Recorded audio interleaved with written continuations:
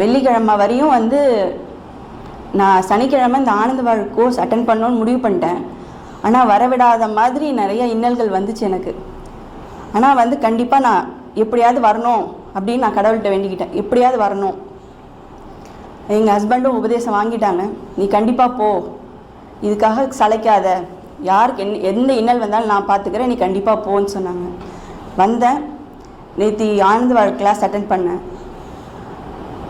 நேற்று தான் தெரிஞ்சுது நம்ம இத்தனை நாள் வந்து நான் எனக்காகவே வாழலை,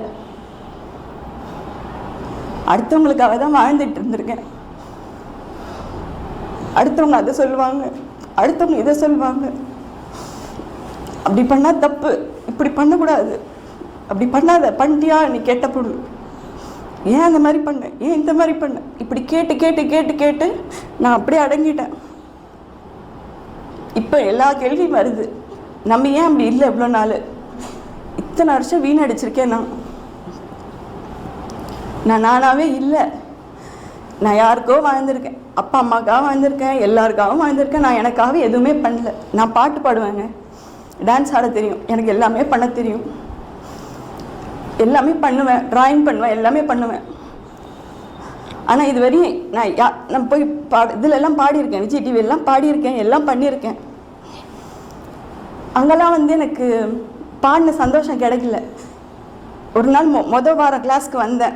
கிளாஸ்க்கு வந்தப்போ எனக்கு தோணுச்சு, இங்கே ஆண்டி பாடுவாங்க, தோணுச்சு நம்ம பாடினா நல்லா இருக்கும்ல, ஆனால் எப்படி போய் சொல்கிறது அப்படின்னு யோசிச்சுட்டு இருந்தேன்.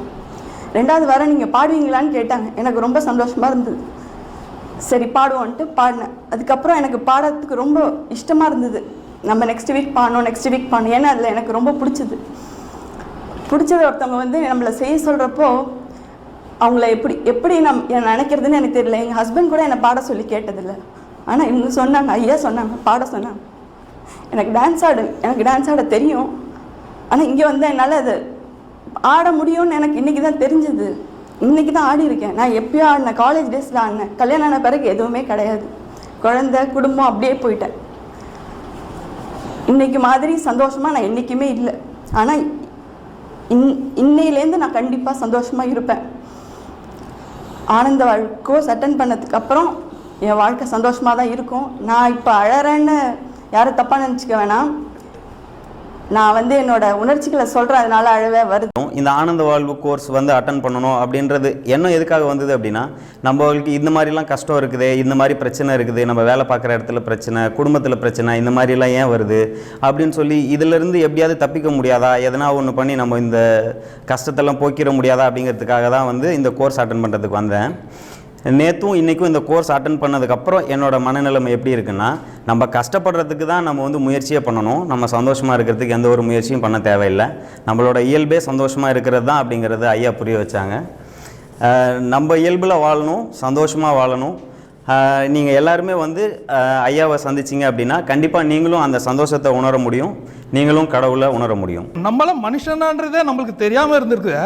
இது தெரியவே இல்லை நம்மளுக்கெல்லாம், நம்ம மனுஷனாக வாழ்ந்துக்கிட்டு இருக்கிறோம், அவ்வளோதான். மனுஷனான்றது தெரியாது. அது தெரிஞ்சுக்க வாங்கய்யா, உண்மையிலையா. அதை தான் நான் சொல்லுவேன். இது யோக குடிலுன்ட்டு இங்கே இருக்குது, அது ஆனந்த வாழ்வுன்னு இந்த ப்ரோக்ராம் நடத்துகிறாங்க. அதுக்கு கரெக்டான பேர். வாழ்க்கையில் ஆனந்தமாக இருக்கணும்னா வாங்க. நிறைய விஷயத்த நான் சொல்லி நீங்கள் தெரிஞ்சுக்காதீங்க. நீங்கள் இங்கே வந்து பார்த்தீங்கன்னா உங்களுக்கு எல்லாமே தெரியும். ஐயா மாதிரி ஒரு ஆளை நம்ம கண்ணில் பார்க்குறதுக்கு ரொம்ப அரியுது, நம்ம நேரில் பார்க்குறோம் இப்போது.